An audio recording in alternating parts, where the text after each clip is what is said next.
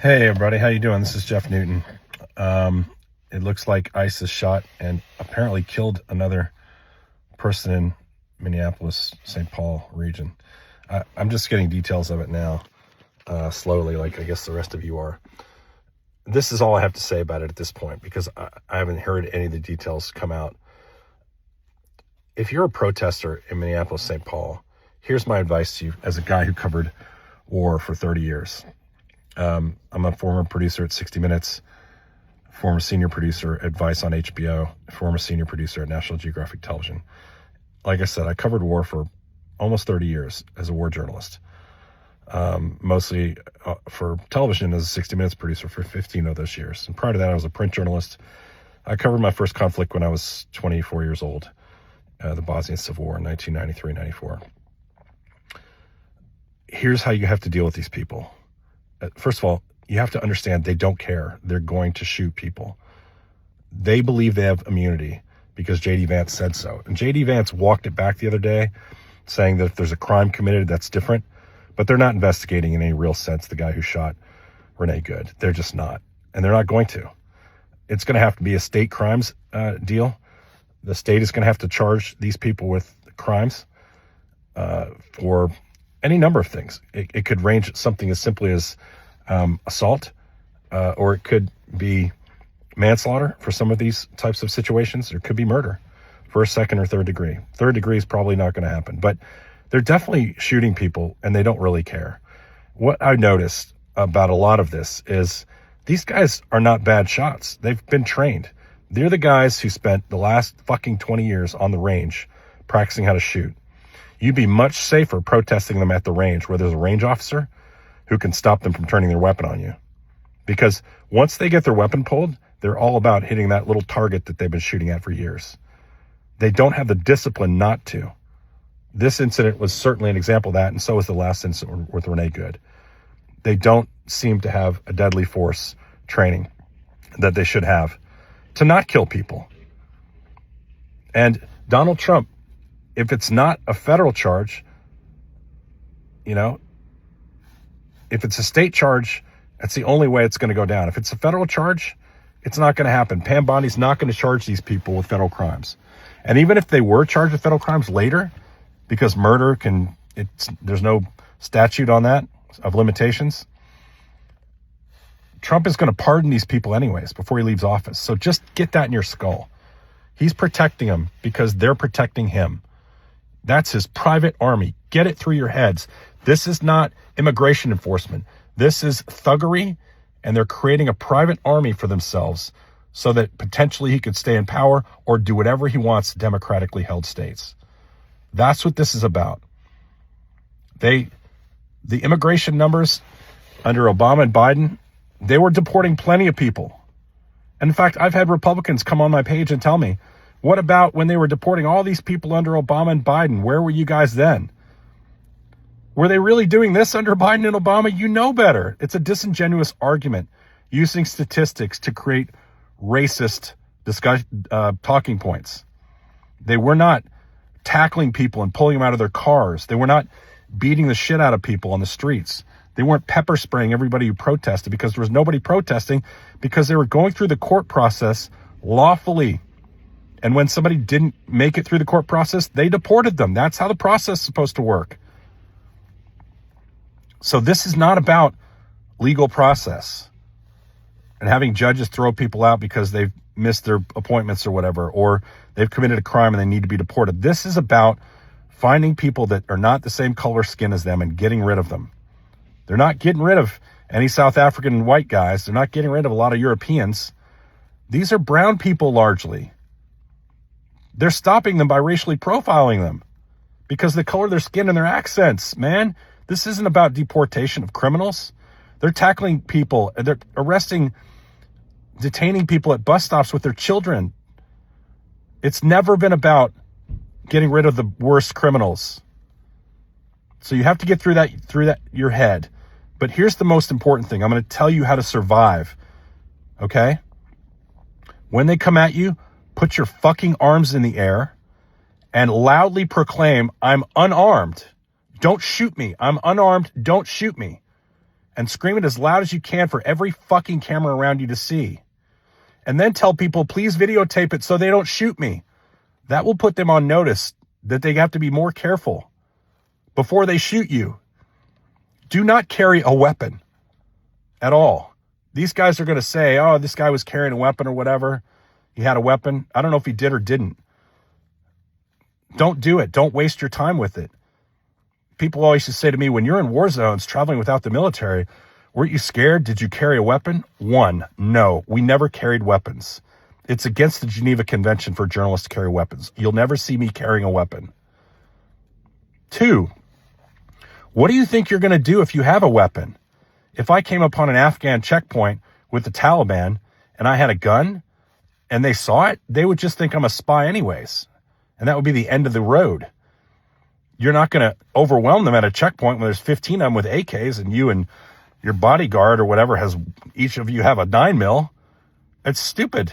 No, don't carry a weapon. They have overwhelming force on you. There's no fucking way you'll win that battle. Throw your fucking arms up. Tell them, please don't shoot me. I'm unarmed. And keep repeating that. When you're filming them, stay the fuck away from them. If they tell you to move back, don't fucking scream at them and tell you you have a First Amendment right. Say, listen, I'm exercising my First Amendment right, but out of respect for what you're doing here today, I'm going to back up. And then when they say you can't film, say, I have a First Amendment right to film. I'm going to back up, but I have a right to film. And by the way, you shouldn't be bothered by that, sir, because whatever I film, if you're doing it lawfully, there's no reason for you to be feeling in danger. This camera is not going to hurt you. It's not a weapon. If you're doing everything lawfully, this camera will protect you as well as me. I'm doing this to protect both of us. Okay? Make the argument to them. If they scream and swat at your camera, it's a phone. Just pick it up and walk backwards. Don't get in a fucking argument with them. They want that. They want you to escalate because they don't want to deal with you. When you escalate, they can do all sorts of shit to you, whether you're an American or not. These people are thugs, okay? These are not like well-trained special operations troops, the kinds I spent time with in war zones. These aren't even well-trained conventional troops. I spent a lot of my career with guys in the 82nd Airborne, right? I spent a lot of my time with 101st Airborne Division, 10th Mountain Division, any myriad of special operations teams, right down to SEAL teams. Those guys have weapons discipline. These guys shoot first. And then J.D. Vance says, you have total immunity. Did I really say that? Maybe I didn't mean that. But they don't have total immunity, by the way. There's no such fucking thing as total immunity when you're committing a crime. You need to also put pressure on your police department and your state prosecutors to charge these people. If you don't, bad news. Because they're just going to get pardoned. The FBI is not going to investigate this shit. Pam Bondi's not going to investigate this shit. Tom Homan's not going to investigate this shit. Kristi Noem's not going to investigate this shit. She shot a fucking dog and was never charged. How about cruelty to animals? You think that's a fucking charge? Of course it is. These people love shooting people, and the people above them are going to support that. I'm sorry, but it's true. De-escalate as best you can. You want to blow whistles in their ears all day long and let people know they're there, that's fine. But when they tell you to move, move, and listen to their instructions. They are unhinged. These are the people who couldn't make it in law enforcement. These are the people who spent all their time on ranges shooting at targets. They'd be desensitized themselves to killing. Because it just goes ping when they pull their trigger. And when they shoot somebody, like the guy who shot Renee Good, fucking bitch. That's what he said. Fucking bitch. She's fucking dead and he's fucking bitch. Fucking bitch.